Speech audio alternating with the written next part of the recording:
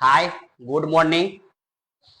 कल जो है मेरा टॉपिक था बाल विकास एवं शिक्षण शास्त्र। तो उसमें हम क्लास लिए थे अवृद्धि और विकास को परिभाषा दे दिए और दोनों में क्या अंतर है ये भी बता दिए।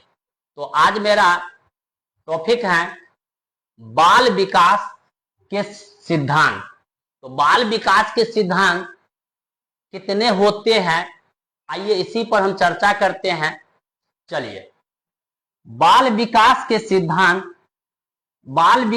सिद्धांत निम्न प्रकार के हैं। पहला हो गया समान प्रतिमान का सिद्धांत, जिसको इंग्लिश में कहते हैं प्रिंसिपल ऑफ सिमिलर पैटर्न।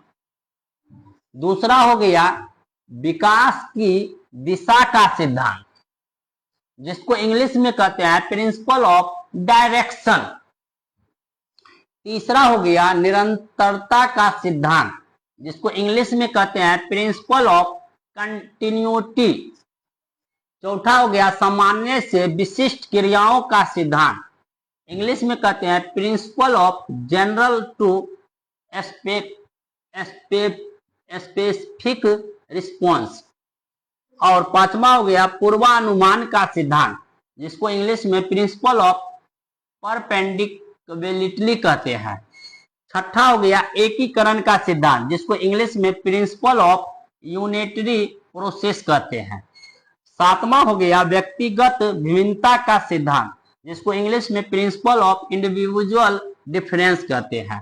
आठवां हो गया वर्तुलाकार बनाम रेखीय प्रगति का सिद्धांत, जिसको इंग्लिश में प्रिंसिपल ऑफ स्पिरियल वर्स लाइनर कहते हैं, जिसको एडवांटेजमेंट भी कहते हैं।